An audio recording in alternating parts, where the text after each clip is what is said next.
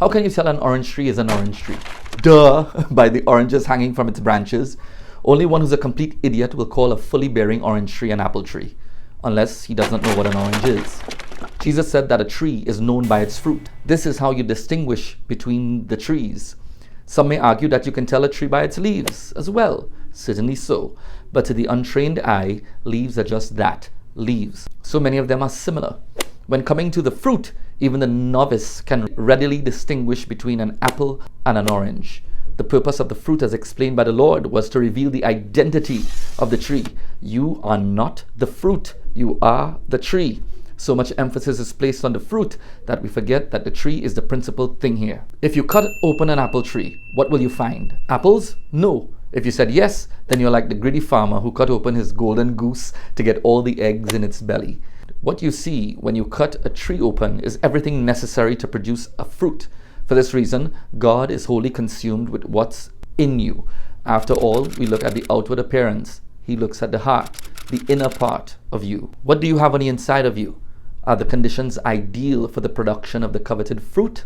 Or are you as the fig tree that the Lord sought figs upon and found none? The Lord created you with everything you need to create great things. It's already inside of you. The problem is, when we look inside ourselves and see no fruit, we get discouraged. We see no love, we get discouraged. You will never see fruit inside of you. You will only see what you need to produce it. You may not have the skill or the knowledge to produce a great work of art, but you may have the ability to acquire that skill and knowledge. You may not feel love within you with introspection, but this does not mean you cannot produce the fruit of love. You may not possess the ability to produce a hit song, but your heart fully well is capable of making a melody unto your God. I hope that you're getting this.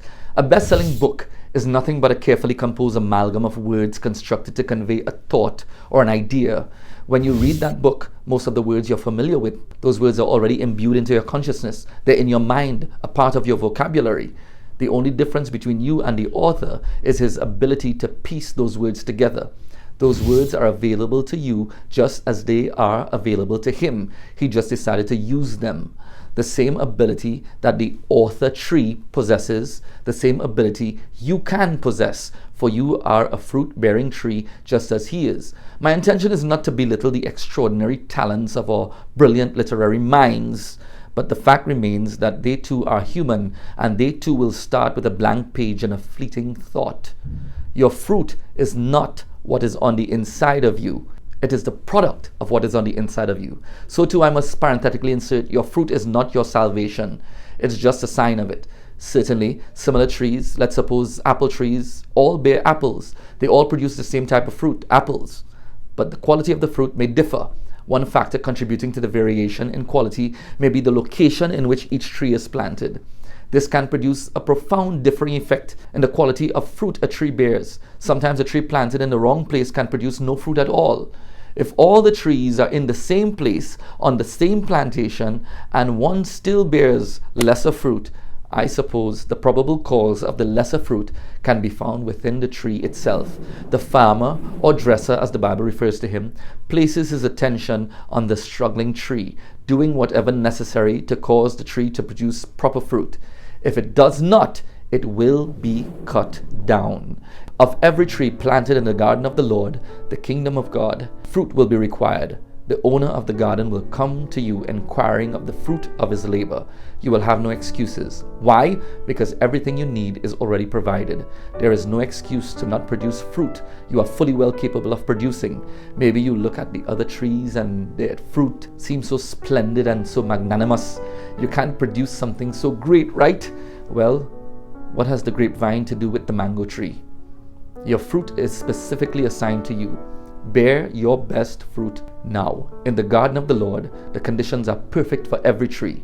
This is exemplified in the planting of the first tree in that garden, the old rugged cross. Now think about that. Right, and that was the Preacher Man topic of the day. I'm going to share a little bit more of that with you when we do our live stream on Monday, our live prayer session, because that's kind of piggybacking on something that, a sermon that I prepared recently that I'm going to preach on Sunday morning. So I hope you guys get something from that. And trust me, The only way a man could really truly bear fruit is when God is the one doing the planting. So, trust him. He's the one to maximize all your potential. All right. So, guys, that's it for today. We couldn't get a skit together today. I mean, I had an idea for one, but we couldn't get it done in time. But trust me, we're going to have one for you next week. And that one is going to probably be awesome. So, guys, for those of you that order your t-shirts, and you're waiting on them, they should be hitting Trinidad in about 2 weeks' time. So look out for those. We're going to have the Preacher Man t-shirts down there.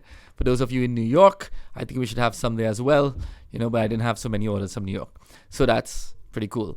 So I want to remind you to invite somebody to join the Preacher Man Insider group and subscribe to Preacher Man TV on YouTube. Right, Preacher Man TV, and you could go on to preachermantv.com. We're gonna have a bunch of stuff up there as well. So, guys, thank you for joining us. It was a pleasure. God bless you, and I will see you soon.